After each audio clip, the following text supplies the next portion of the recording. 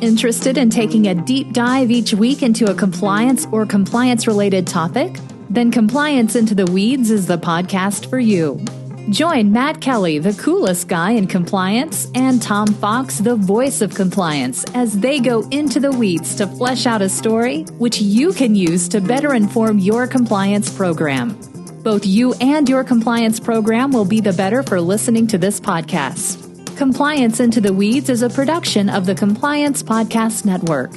In today's episode, we take a look at Denver Mayor Michael Hancock, who immediately after stating, "Pass the potatoes, not the COVID," got on a plane and traveled halfway across the country to spend Thanksgiving with his family. Take a look at it from corporate governance, leadership, and compliance angle. Hello, everyone. This is Tom Fox, the voice of compliance, back again with Matt Kelly, the coolest guy in compliance, for another episode of Compliance Into the Weeds. This is a post-Thanksgiving edition, but we're going to talk about some misadventures in leadership that Matt saw from the mayor of Denver, Michael Hancock, in his actions leading up to Thanksgiving. So, Matt, first of all, with that incredibly long-winded introduction, welcome. And what intrigued you about the good mayor of Denver? Yeah. Hello, Tom. It's always good to be back here, and I hope everybody listening had a good Thanksgiving. So, Mayor Hancock, yes, what intrigued me was this tale of, I guess we can call it executive hypocrisy. If you have not yet heard about what Mayor Hancock did, it's a pretty clear cut, you're going to bang your head against the wall as somebody who might care about corporate culture and a strong ethical culture. Everybody listening, so to get a load out of this, is that Mayor Hancock told the people of Denver prior to Thanksgiving, do not go travel for Thanksgiving. That is unwise. And he specifically sent out a tweet the day before Thanksgiving, that Wednesday, saying, pass the potatoes, not the COVID, avoid travel if you can.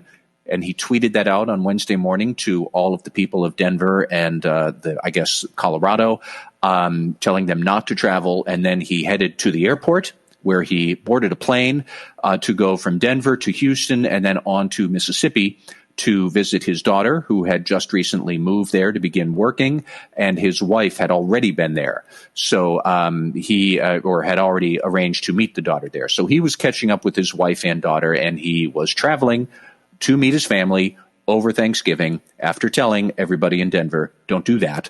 He went and he did it. So you can all guess what happens next is that people light him up on the media and on Twitter as a hypocrite and a fraud and various other not nice things, which may or may not be true. I am not necessarily going to explore the actual dumbness of this. Well, I suppose we are. But what intrigues me about these tales of executive hypocrisy is more, everybody loves to hear these. Everybody almost takes a certain schadenfreude in hearing about tales of executive hypocrisy like that, where the leader says to everyone, don't do this, and then they go and they do it. We're always very sensitive to it, which means I think that there's something really powerful about tales of executive hypocrisy, and they tell us about how sensitive a corporate culture can be. And I think that's true whether you're a political figure where the corporate culture is a certain population, or you're a CEO and the population is the employees, because Lord knows we've heard plenty of that too, of CEOs saying that you should not be sexually harassing or dating subordinates, and then they're having an affair with somebody on their staff. That's not news either. But I was more, Tom, just interested in how do CEOs talk themselves into doing something that is so clearly a bad idea and counterproductive to what they want, which is a strong corporate culture. And if you are a CEO and you're aware of this risk of being human, how would you try to lead to minimize that threat? Because, spoiler alert, we are all human. We are all imperfect. Sooner or later, we are all going to do dumb things. So how would you try to neutralize that threat rather than have it blow up in your face? Exactly like what happened to Mayor Hancock. So that's why I wound up writing about this piece. Well, Matt, before we perhaps get to some of those points, I wanted to maybe explore the why of not what he did. You identified that, but the why. And you took a look at it from the rationalization angle. And I wanted you to maybe explore with us in addition to what the rationalization was, how he came to this rationalization. Well, I think it's interesting to read his apology because, of course, he got busted for doing this. I'm pretty sure this was already being dissected in the news media before he got on his flight to Houston and on to Mississippi. It already came out that he was doing this. So he published an apology, and I will read the two relevant parts here that I think tell us a lot. So he said, quote, "As a public official whose conduct is rightly scrutinized for the messages it sends to others, I apologize to the people of Denver who see my decision as conflicting with the guidance to stay at home, blah, blah, blah. I made my decision as a husband and father." And while I don't necessarily want to pick on somebody for that, because I, too, as a husband and father, would like to spend Thanksgiving with my family, and I think most people would like to spend Thanksgiving with their family. So I see where he's coming from. But what really intrigued me was he was defining two different roles for himself. He had the professional role, where it's okay for him to tell others how they should be behaving. But then he had the personal role as a husband and father, where it was okay for him to feel a tug in another direction. And as soon as you try and define yourself that way in two different roles, you create this sort of a potential for conflict where the private role, the husband and father, can say, well, yeah, I know what I'm supposed to do, but I have this other set of interests about being with my family that, I want to do that too. And as soon as you define it that way, you're going down the road to rationalize. And it's striking. We should always remember that most people who do something dumb, most people who commit fraud or mislead or do other types of misconduct, including this, they always start off by saying, well, that's wrong, so I would never do it. And then they rationalize, well, I shouldn't do it, but it doesn't quite count. It's not really bad when I do it this way, or it'll be bad, but I'm going to make it up by next weekend, I'm going to make everything whole, so therefore it doesn't count. And the anti-fraud people could talk about rationalization until the cows come home.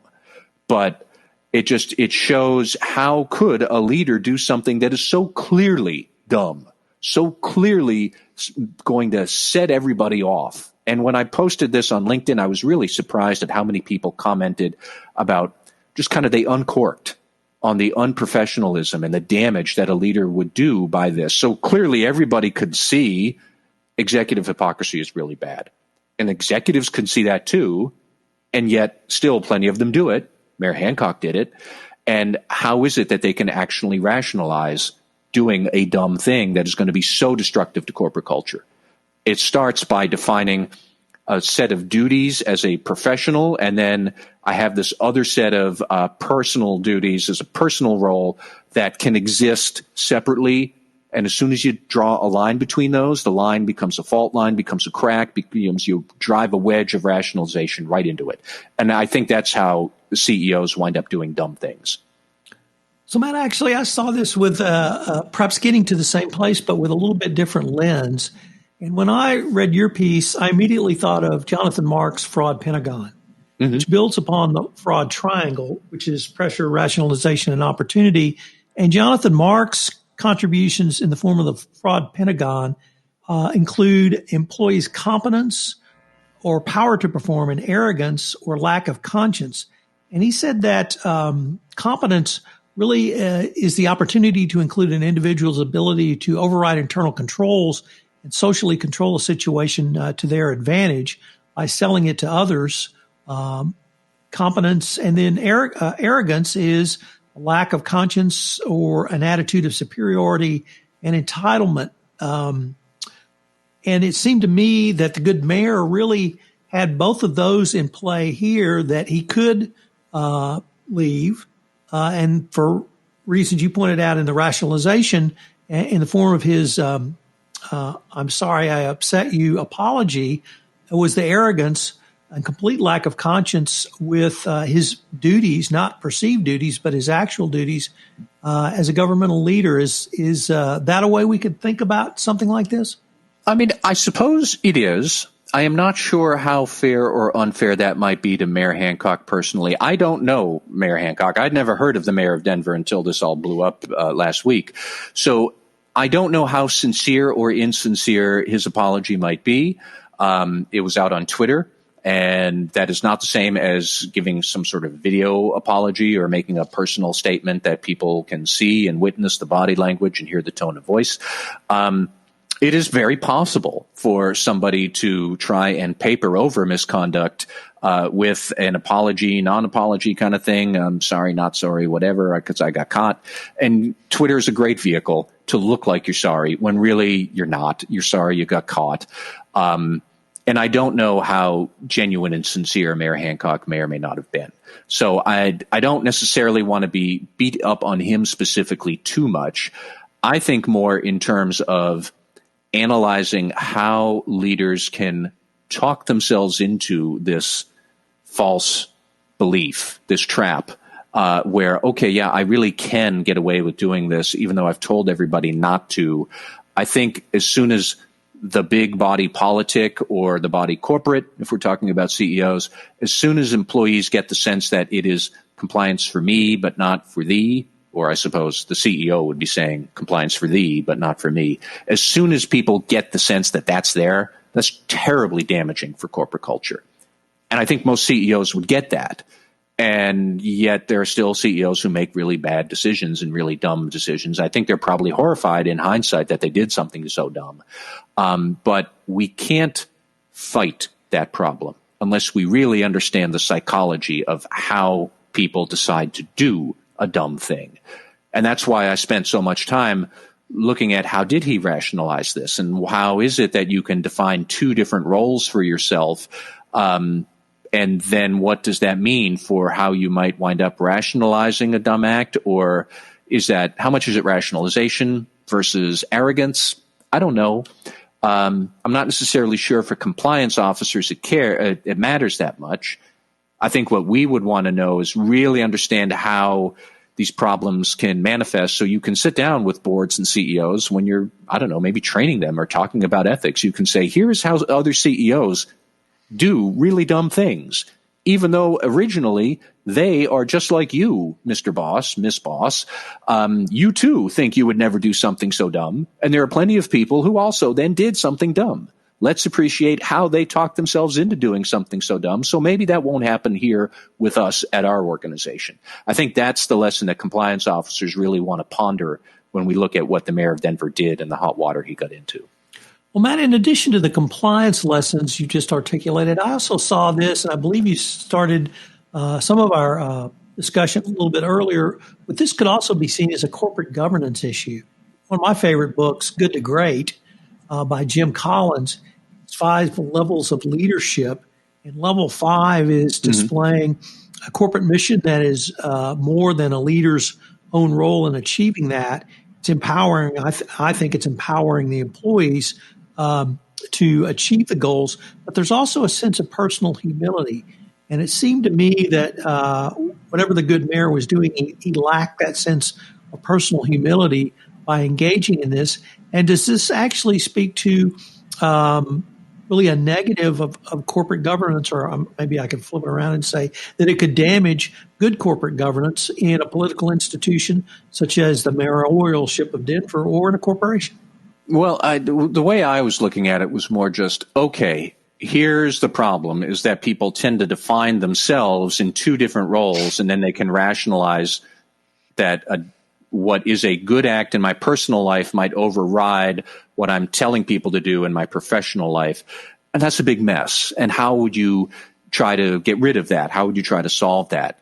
Well, I think it's worth remembering, as much as CEOs might like to say, I am both personal and professional, most employees don't see it that way. They see there is one. There is the CEO, and they have this one sort of amalgamated role, and we want perfection from our CEO about matters of good conduct. Well, as I said before, newsflash, that's impossible.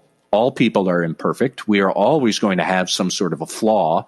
And I think a lot of CEOs would readily agree. It's like, I can't be perfect. I'm eventually going to make some sort of a mistake. I'm eventually going to not live up to the standards I set. Okay, if that's the reality, how do we try to defuse the potential damage that would happen when you do fail to live up to your own standards that you're imposing on everybody else. And that got me thinking about this level 5 leadership that Jim Collins talks about, where, most CEOs who are at that level 5 of leadership, they're very self-deprecating. They're very humble. They're very much the first ones to say, I don't know everything in the room. That's why I hire smart people. I don't necessarily expect everybody to be perfect. That's why we should have some compassion and judgment and wisdom when we're issuing disciplinary actions, even if most of the time the disciplinary action is still going to be pretty harsh. But they're aware that not everybody is perfect, that nobody is perfect, and they are aware that compassion and mercy might occasionally have to factor into decisions.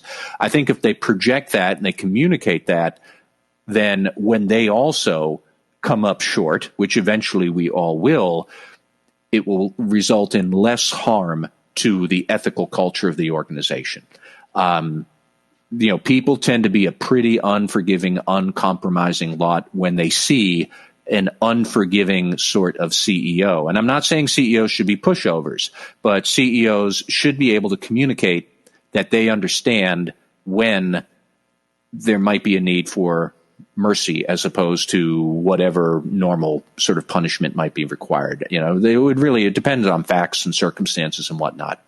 But, a zero tolerance policy for all forms of misconduct, I've always said, I think is generally going to be disastrous. There are all sorts of ways where an exception to policy might be warranted. And if a CEO can communicate that and cultivate and foster a culture that is aware of these things, it becomes a whole lot easier to manage CEOs' own misconduct, as opposed to CEOs who are brutally unforgiving and punish every single ethical offense. The moment that they have an ethical offense of their own, that's going to punch a gut shot right into your corporate culture. And that's something that we have to be aware of and think about. And an interesting tangent to this is I interviewed Kim Yapchai today. She's the Chief Compliance Officer at Tenneco. She said one of the things that struck her when she first moved to Tenneco to take up that position was that the board understood a compliance program would not prevent every mistake. And it wasn't going to be perfect. And that you could try to engage in training and communication. You could try to have oversight. But at the end of the day, sometimes things were going to go through because, as you said several times, it's human beings out there making these decisions. And sometimes we make the wrong decisions, sometimes intentionally, sometimes not. But that a compliance program needed to also take that into account as well. Yeah, and it's very hard to articulate broad principles here because every act of misconduct or failure to meet ethical standards is going to be unique. For example, if the CEO says you should not sexually harass the interns, and then the CEO goes around and sexually harasses the intern, no, I don't think the CEO should get a break on that. I think the CEO should probably be fired right away. But there are various other ways that maybe the sort of misconduct that's in question or the ethical shortcoming that comes up is not necessarily going to be as dramatic as that. I can't fault somebody for wanting to spend Thanksgiving with their family. So I don't necessarily know if that is going to be a fireable offense or not.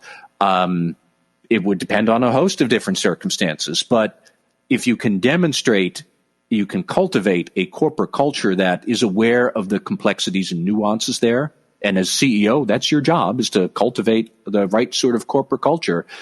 If you can demonstrate to employees that we understand there are nuances and exceptions to all sorts of rules we make up, then when you too have your time in the woodshed, it might not be as damaging for the corporate culture. Could still be damaging for you as a person, as an employee, Mr. or Ms. CEO.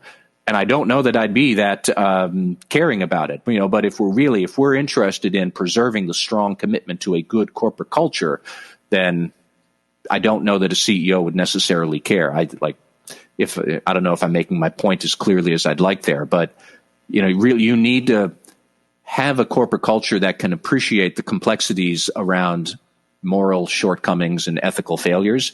And if you do that, then I think your corporate culture is going to be more enduring, even when you suffer a major disaster, which a CEO violating the code of ethics, that's a major disaster. I don't know that it requires the CEO to be defenestrated or thrown out the window, whatever we call it, every instance, but it might. So again, though, it's how do you build strong corporate culture to withstand that sort of event? That's what I'm talking about.